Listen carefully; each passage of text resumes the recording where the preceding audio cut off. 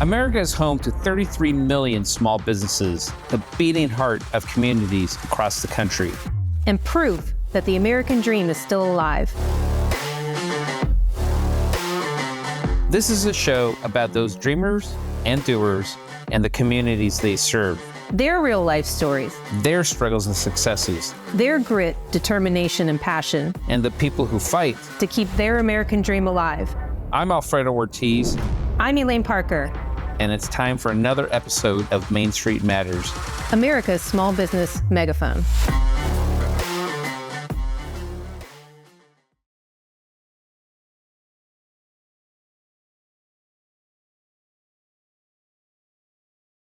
Hi, and welcome to another episode of Main Street Matters.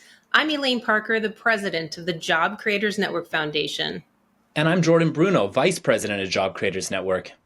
Today, we're joined by Kate Monroe, and Kate is the CEO of Vetcomm.us. She leads a team of dedicated professionals who help veterans get what they are owed from the VA. With more than 10 years of experience in sales, leadership, and coaching, her mission is to empower veterans to access their benefits and improve their quality of life. Kate, welcome to Main Street Matters. Yeah, thanks for having me on. I'm excited. Well, I don't think it gets more Main Street than helping our veterans.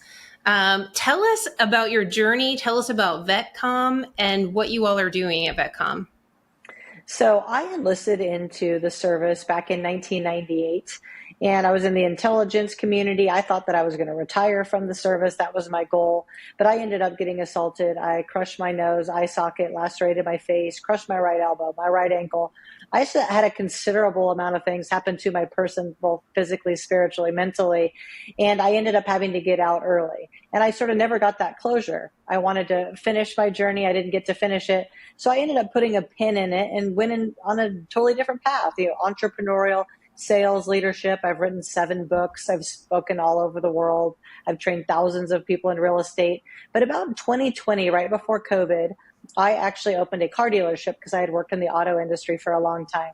And I kept having veterans come in, and it's not a wonder. I sort of put a bat signal on the building that said veteran owned and operated. So I had hundreds of veterans and active duty service personnel coming in, and they couldn't get a car. They didn't have enough money. So I said, well, what if I get you rated for compensation? You can come back and buy a car. Well, about 200 people later, I realized there's a big need in the market. People are clearly not getting served. And as I dove into it, I realized it's an adversarial process. Veterans facing the VA, they don't know, they don't feel deserving. Whatever it is hindering their ability to get rated. And so Vetcomm was born in late 2020, but we really started the business just a year ago. And it's just been amazing what we've been able to do. What are some of the biggest challenges that you find from vets who come to you for services? Well, veterans have a lot of issues, one being themselves. So they always think there's some hero veteran who served in a bigger, better way than them. So they're their own worst enemy. They think, well, I'm going to leave these benefits for the other guy. But they don't realize how budgets work. It just doesn't work that way. That money's going to go somewhere else that they are probably not a fan of. It's going to go overseas somewhere to some study they're not a fan of. And so when they figure out that they're owed the money, it changes their mind. And then a lot of them have fought the VA in the past, so they just give up. And the VA, quite frankly, relies on the fact that veterans give up. They have anxiety, so they just abandon what they're doing. And then lastly, some of them just don't know. I might be the first person to ever tell them you're owed up to $3,700 a month. So there's a lot of barriers on top of the adversarial process. Kate, what are some of the biggest hurdles facing the veterans community right now? We hear a lot about them, but then during an election year, when the news cycle changes, they kind of fall off the radar. Can you kind of give our listeners a update of what they're facing right now? I guess they always are sort of a pawn, right? People always like to talk about doing good things for veterans, but we don't necessarily follow through. So some of the biggest challenges are there's 1.3 million veterans at the brink of homelessness right now as we talk, meaning they're already living in their car, 1.3 million people. 33,000 of them are living on a curb. And a lot of it's because of 2 reasons. One, like Vetcomm is a skill bridge company, meaning active duty service personnel can come and work at my company 6 months before they get out of the service, and then I'm going to hire them when they get out. So I'm providing them that financial runway, but I would say 99% of them have no runway. They get out of the service and they don't have a job yet. They don't have any fiscal responsibility. They haven't had to really pay rent or manage their money yet. And so they get out with no runway or skills. And secondarily, a lot of them have PTSD and anxiety. So that untreated mental health piece puts them at risk. And on top of it, the VA is a big insurance company that doesn't want to pay. So you put all that in a bucket and shake it around. It's very difficult for that community. Wow. Maybe we could take those one by one a little bit. Maybe you could start with describing the homelessness crisis, or that homelessness insecurity that many of them face, and what are maybe some policy solutions. And then secondarily, the mental health aspect that they're facing so much, and what maybe you see as some solutions there.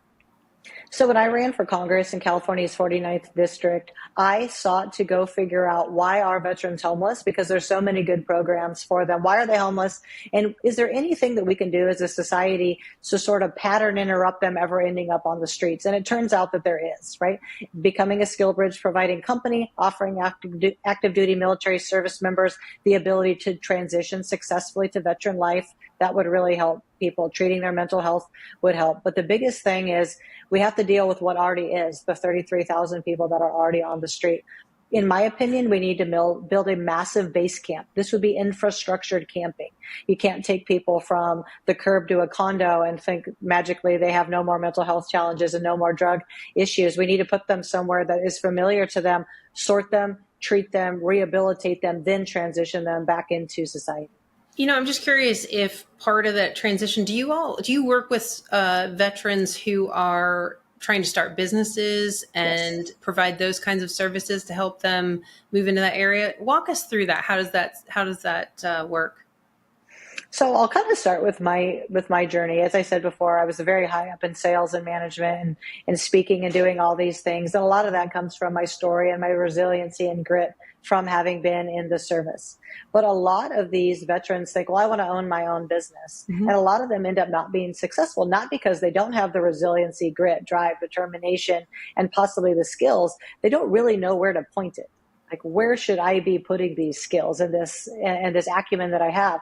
I always tell veterans the first stop that you need to make, work in a business like the business you want to start. If you really want to be an entrepreneur, go work in a business like the one you want to start, and you might find you like it or you hate it. And then you can go from there. I tell a lot of veterans, why don't you get into the trades? It's very familiar to you. Go do electrician, plumber, contracting work your way up from apprentice to foreman to business owner. Make, $300,000, $400,000, $500,000 a year. That's a good way to get started. And I also tell people, we forget that things like sales, if you sell something without a cap on your income, you technically have your own business. If you're a real estate agent, you have your own business. All of my salespeople that work at Vetcomm, they have their own business. I don't limit their income. They can start at 6 a.m. They can stop at 9 o'clock at night. They can enroll as many veterans as they want to. So there's a lot of ways to foray into entrepreneurship without opening a retail location business somewhere with little or no money or plan.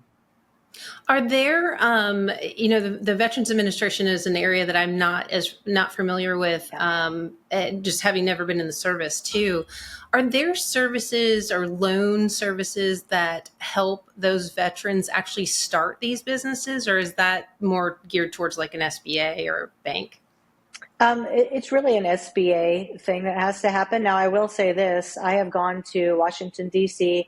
I have written and crafted the framework of the Veteran Entrepreneur Act, and that would allow them to use their GI Bill funds and their vocational rehab funds to start a business. It is not everyone's journey to go to college. It just isn't. I went as an adult. I love that. So I think that's fantastic.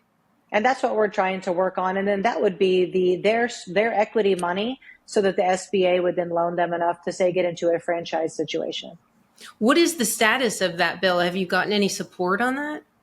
Oh, it's been picked up already. Byron Donalds is one of the guys that's leading the charge on that, but it will come out this next season when the new administration rolls out. There's other legislation we're working on too, but that's a big one that we're really proud of. Yeah, that would be a game changer there. Yeah, I would love to help all these veterans. I'm actually writing a book called Wake Up Ready, and it's all my Kate-isms, how to get through your business life, your personal life, and sort of navigate and traverse this thing from being an employee somewhere to really having your own business and cutting your own path. And so I want to give all those things to all the veterans we have in our pipeline. Great. Kate, it's really popular right now to talk about government efficiency. Vivek and Elon are working on their Department of Government Efficiency and how we can streamline the government and hopefully cut this ridiculous deficit. What can what from your expertise and what you're hearing from the veterans, what can be done at the Veterans Affairs Administration to make it more responsive to the needs of veterans? Well, it's just as bureaucratic as anything else in the government. You have 10 people doing one person's job, always a lot of people working from home. It's very inefficient. It's not that much different than if you go to a Greyhound bus station, you're not going to get very good service. It just is what it is.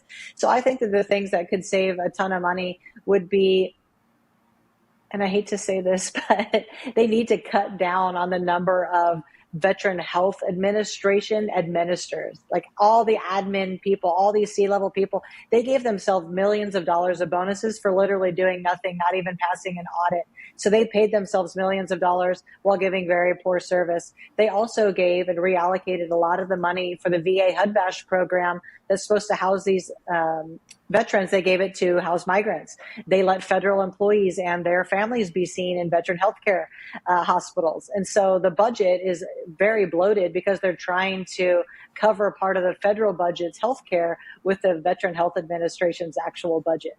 And so that's just, if you just cut out all of that, if nobody but veterans could get seen in Veteran Health Administration locations, you would only need about half the money. There's as many federal employees and their families get seen a year as do veterans. Yeah, we've heard a lot. This gets back to your earlier point on the mental health crisis. We heard a lot several years ago about how veteran hospitals were failing veterans. You hear the horror stories of veterans committing suicide in the parking lot of the hospitals. Has there been improvements, and what still needs to happen to try to treat these people better and address the mental health crisis? Well, I'm hoping when we get the next administration back in, they have already sort of proven what they would do for veterans. The Trump administration had created community care so that you didn't have to only get seen at a Veteran Health Administration office location or hospital. They made it so that you could go out in town and get seen, especially for all these routine things. But this last administration sort of hid that. They put it undercover and made it very difficult to utilize. So if we just put that one thing back, that will really help veterans. The other thing is when you take away the community care, as we saw, veteran suicide will rise because of lack of continuity of care. So if your mental health provider changes and changes and changes, eventually you just get up and think, you know what? I believe what everyone's saying. They don't care about me. Nothing's ever going to change. And I'm just going to go ahead and pull the ripcord and bail on life. So I think that those are some big things that could happen. Get community care going again. There was a recent Wall Street Journal article about the DOGE, the Department of Government Efficiency. And the reporter who wrote it was looking at different departments to just shutter and push it to the states. How do you think something like that would impact the VA? I mean, is it something that could be managed at the state level individually like that? And would it be more efficient? I wish I could say that it could be put down to the states. It's unfortunately funded by the federal government. There's almost no funding that comes from the states. It's just one of those things that does not work that way. Homelessness, on the other hand, could be handled by the states in conjunction with FEMA. But I think that at the federal level, a lot needs to change because there's just too many people doing absolutely nothing and then too many people getting treated that absolutely have not earned the right to get treated at those facilities. Just cutting out all the waste and trimming all the fat off the people that are allowed to be seen would leave plenty of money for people to be seen sooner, to get the medication they need, to be able to get, like, a lot of people end up dying of like COPD, heart attacks, all these heart conditions because they're waiting to get surgery because someone else has cut the line in front of them. So when you trim all that out, not only is their health care better, we can afford better health care. Well, I was just thinking, I mean, there's veteran services at the state level in every state. Yep. And so if they literally shuttered the VA in DC and pushed that money through, block grants to the states and funded every one of those veteran services at the state level, could they be more efficient? Could we could we increase access to veteran services overall, from like starting businesses to getting better healthcare, more access to healthcare? reducing suicide. I mean, I think I read one time that there's like 8 suicides a day of military veterans. It's 22. Or 22. It's extremely high. I thought 8 was high, but 22 is extremely high. Is that something that could be envisioned as far as pushing? That's what I mean by shuttering the VA and pushing it down to the state level.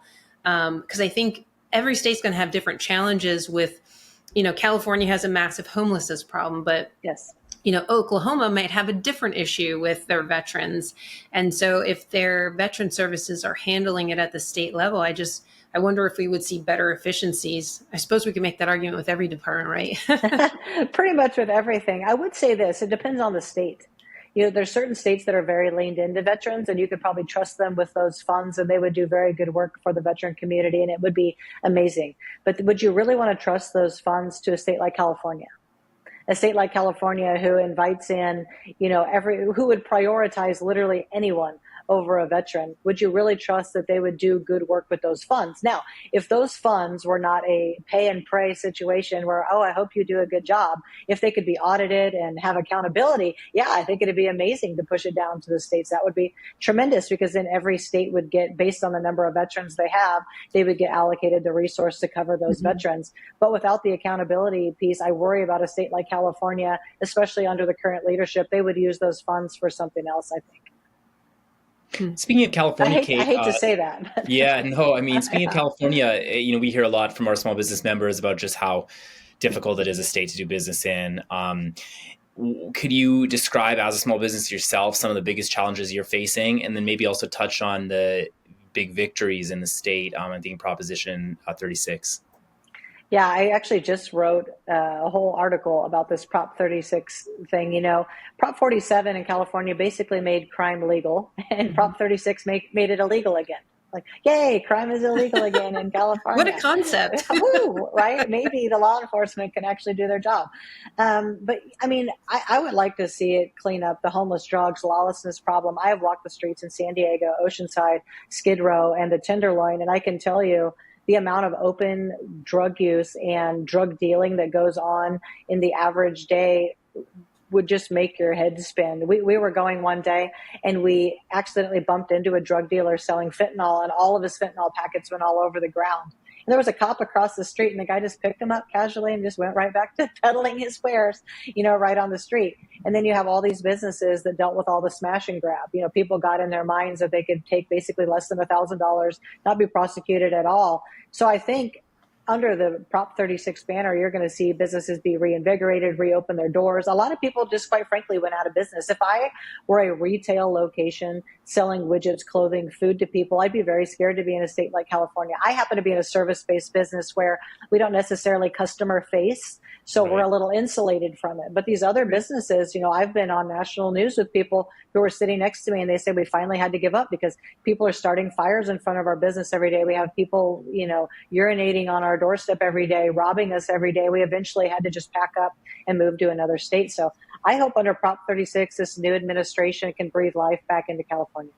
Yeah, let's hope. What about some of the challenges from a service business side, though? Like the payroll taxes, the regulations and stuff like that. Maybe you could speak a little bit to those. It was a very hard decision to transition everyone in our company over to being employees. We grew at such a rapid rate that we had to make that decision. Everybody has to be an employee now. And it is oppressive in the state of California, just all the taxes and all the legalities. And just in a state like California, the workers have all the rights. You as an employer, it's very difficult for you to get people to come to work, to do their work, to show up on time. They can almost do whatever they want, and you still have to pay them, and you get very little out of them. So I would tell other people, be careful who you hire. Make sure that they're purpose-driven and that they're leaned into what you do. But we employ people in 9 states. So some of the states that we have employees in, it's very easy. We get in the payroll system. It's very simple. I look at some of the people hardly have any taxes taken out of their check, and I'm like happy for them. And then I see all my employees in California. I'm like, sorry guys, I wish we could pay you more, but we also get so taxed, and it's so expensive just to be a business owner in California. There's some new law, regulation, some new filing, some new tax we have to pay every year. Wow. Yeah, the nice thing about California is the thing about California is that people can escape California and go other places. But if we all move in that direction, which is, I think, if the election hadn't gone the way it did, I think that would be the direction we would go. And then where would we all escape to? Because there's no place else to go. Everybody's trying to go to Texas, and Texas is like, no, thank you. Florida, they're like, we're all stocked up. Stay in your hometown. Yeah, we're full. We're full. Yes. I'm in Florida, actually, and there was a time during COVID where it felt like the entire Northeast was moving to Florida and to get their kids back in school and to be able to walk the streets without a mask on and go out to dinner and everything like that. And everyone was very concerned that it would actually change the vote here in Florida. And not only did it not change the vote got stronger. It's incredible as far as how many, we have more Republicans registered here for the first time ever than Democrats. The state has so far away from being purple now, it's crazy. So it's amazing to me that didn't happen because usually you see people sort of move with their politics regardless of the reason why they're leaving. Well, I think people did get to enough is enough is enough. Everybody makes their max threshold of what they are willing to tolerate. If you looked at what happened here in this last election in California, the whole center of the state went red. I mean, it was the most red it's been for, since Reagan. I mean, it was just amazing, the movement, because people were just flat tired of a completely open border. I did a story actually in conjunction with Fox where I was down by the border and some Turkish immigrants came across to tell me they were going to drive under someone else's license the next day in Santa Monica, driving Uber and DoorDash. So there's going to be people picking up your kids from other countries that don't even have licenses. I mean, so people just said, I am done. I am done with this. And so I'm excited about what's going on. I think it's a new era, a new season in this country. Well, with, crime now being illegal in California, I think that's great. Yes. Homelessness, though, I mean, California is kind of a poster child there. I'm sure, we have it all over the country, but what I've read is that there was $24 billion spent in homelessness in 2019 that failed to reduce homelessness. I mean, why do you think, what's happening? Where are they missing the boat on how to allocate those funds and help with, veterans, but in general, homelessness in California? I'll tell you exactly how it happens because they spent all the money on the problem and not on the solution. You have to keep people homeless in order to do this transitionary housing grift. If you're going to build housing and shove people in it that end up dying within, less than 60 days, you have to keep people homeless or you can't build new housing. You can't get the vouchers for all the people that live in the housing, and they buy the land and build the land and they sell it with our taxpayer dollars multiple times. It's just a massive grift. If you fix the problem, all that money goes away. I have contacted most of the major organizations in California to get them to lean in and try to force this FEMA level response to do these base camps, which I know we could build a base camp in 3 days in California and clean up all the homelessness like this if we wanted to.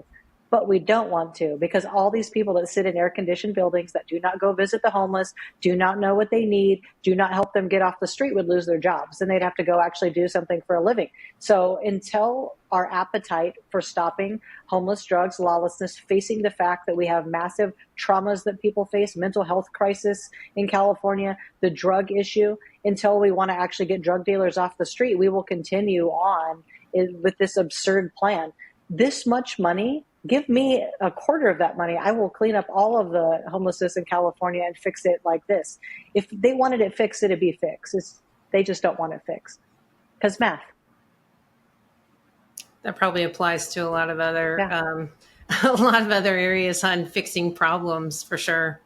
Well, almost everything where there's money to be made on a problem is an industrial complex. The border industrial complex, the health industrial complex, pharmaceutical industrial complex. It feeds, there's a certain level of organizations, this dark, insidious evil that feeds off of those problems existing, and they make sure that they keep them that way.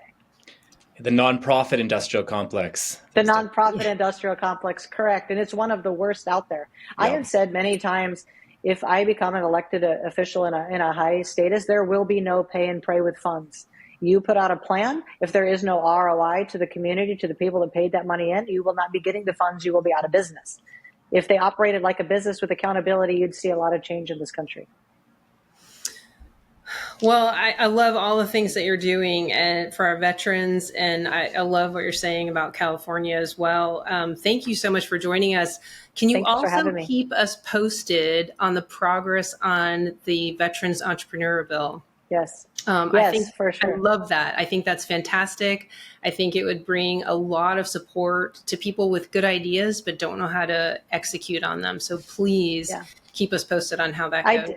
I definitely will. And I would tell anybody watching this that has that entrepreneurial spirit, if you're a veteran who needs us, get a hold of vetcomm.us. I will get you rated very quickly. But if you're thinking of starting a business, I want to give you, by one year, we had 5 employees last May. We have 90 employees now. We have grown by 1,500% in revenue in 1 year. And all of it is because I finally said, you know what, I'm managing the business down to my ability to do everything. I can't do the books and the marketing and the training, every single thing. And I hired the right people, and we have just, boom, escalated our growth. So if you want any of my personal advice, you can find me, and I would love to share how I got here and how we had such massive growth and business success. That's fantastic. That is absolutely fantastic. And, we work with small business owners all the time. So I'd love to hear these success stories of how to grow a business, particularly in the last 4 years and how the economy's been to still overcome. Imagine what will happen once we have some really good policies in place, tax policy, regulatory policy, things like that. So wish you the best of luck and keep us posted on how things are going. Thank you so much for taking the time to join us on Main Street Matters today, America's small business megaphone.